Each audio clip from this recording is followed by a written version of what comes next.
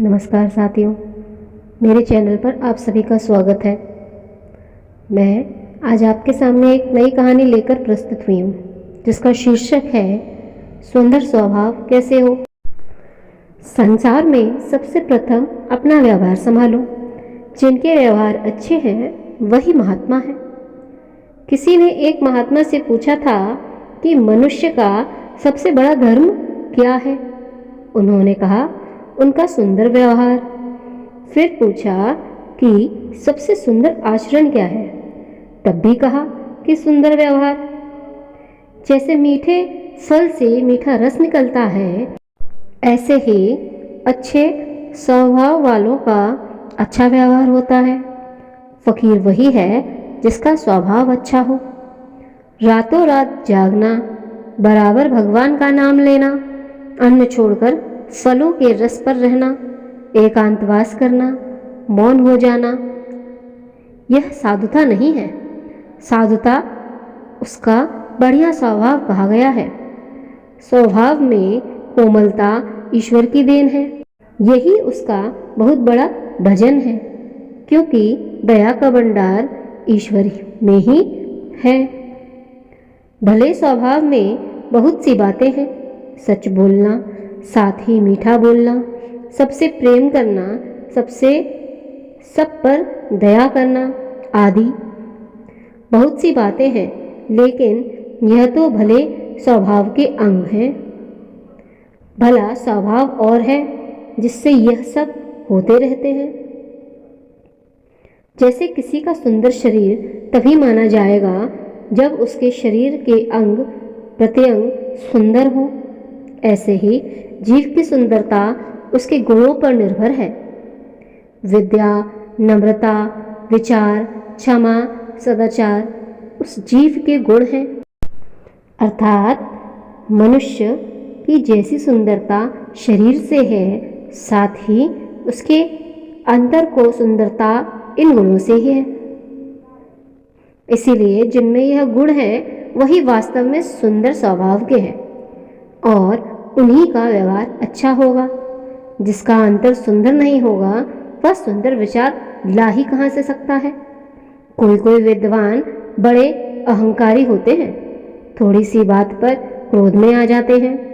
थोड़ी सी प्रतिष्ठा में कमी आ जाने पर मन में दुखी हो जाते हैं। उसका कारण यह है कि उन्होंने विद्या तो ली है, परंतु विचार नहीं ले पाए। बहुत से बड़े लोग नम्र होते हैं, सबसे पहले प्रणाम या नमस्ते करते हैं, पैर छू लेते हैं, परंतु यदि उसी प्रकार उनका स्वागत नहीं किया जाए तो वह अलग हो जाते हैं। उसका कारण भी यही है कि उन्होंने विद्या नहीं पढ़ी, विचार नहीं किया। तुम निश्चय समझो कि कठिन तपस्या से स्वभाव नहीं बनाया जा सकता। स्वभाव को बदलने के लिए किसी के स्वभाव से बदलाव करना होगा। अर्थात जिनके पास सुंदर स्वभाव है उन्हीं से अपना पूरा स्वभाव बदला जा सकता है। न यह रुपया खर्च करने से होता है, न किसी विशेष परिश्रम से। यह तो सत्पुरुषों के संग से ही शुद्ध होता है। इसका कारण एक साधक ने बताया कि मेरा स्वभाव बहुत ही बुरा था, छोड़ने का प्रयास भी करता, परंतु जाता ही नहीं था। जब मैं अपने गुरु के पास प्रथम पहुंचा तो मैंने देखा कि वहाँ कुछ स्त्रियां और पुरुष बैठे गुरु महाराज की बातें सुन रहे थे। वह विषय था कि संसार में मनुष्य काम और क्रोध से कैसे छुट्टी पाए। बस मैं सोचने लगा कि यही बीमारी तो मुझे पकड़े हुए है। ध्यान से सुनने लगा। बात बहुत हुई, परंतु वह बातें नहीं थी। मेरे लिए वह सब मंत्र का काम कर रही थी। फिर कुछ देर बैठाकर महात्मा जी ने सबको ध्यान कराया। जब मैं लौट कर आया तो मेरा वह रोग आधा ही रह गया। जैसे कोई मौन होकर बिच्छू का मंत्र पढ़ता है और वह मनुष्य जो दर्द से चिल्ला रहा था शांत हो जाता है, वही दशा मेरी हो गई। कई बार फिर उनके दर्शन करने और सत्संग करने से जब शांत हो गया विचारों में भारी परिवर्तन हो गया। तब मुझे उनके बस बुरे स्वभाव के संपर्क में जो और लोग आ जाते हैं उनका पाप भी उसी को भोगना पड़ता है, क्योंकि उस बुरे स्वभाव से ही दूसरों को हानि हुई। ऐसे ही यदि जीवन में अपना स्वभाव अच्छा बना लिया तो अपना कल्याण तो होगा ही, साथ ही यदि तुम्हारे उस सुंदर स्वभाव को दूसरों ने ग्रहण कर लिया उनको भी लाभ होगा, तो इसका पुण्य भी तुम्हें ही प्राप्त होगा। जैसे बाजार में व्यापार करके लोग रुपया कमाते हैं, वैसे ही सत्पुरुषों के संग से लोग सद्गुण कमा कर लाते हैं। एकांतवास करने वालों को सोचना चाहिए कि वहाँ सद्गुण किससे मिलेगा। एकांतवास करने वालों को सोचना चाहिए कि वहाँ सद्गुण किससे मिलेगा। क्या वे किसी गुफा में हैं जहाँ से ले आओगे? पुस्तकों का निरंतर अध्ययन करने वाले भी सोचें कि क्या पुस्तकें उनके स्वभाव को बदल सकेंगी। वह भी यही तो कहेंगे कि सत्पुरुषों के पास जाओ, और उन धनवानों को भी विचार करना चाहिए कि क्या धन से हमको सुंदर स्वभाव मिल सकेगा।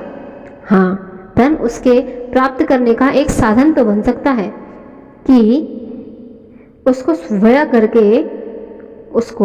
करके वहाँ जाओ, उनका संग उठाओ। लोग कहते हैं अरे शरीर जैसे नहीं बदलता स्वभाव भी नहीं बदल सकता। यह बात सही नहीं है। शरीर भी बदल जाते हैं, स्वभाव भी बदल जाते हैं। जिनका स्वभाव अच्छा है वह नरक में भी सुखी रहेंगे, बल्कि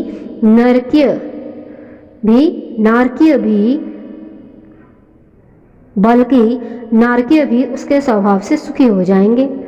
अच्छे स्वभाव वाले युधिष्ठिर कुछ ही देर तो ठहरे थे, सब लोगों को वहाँ शांति मिली।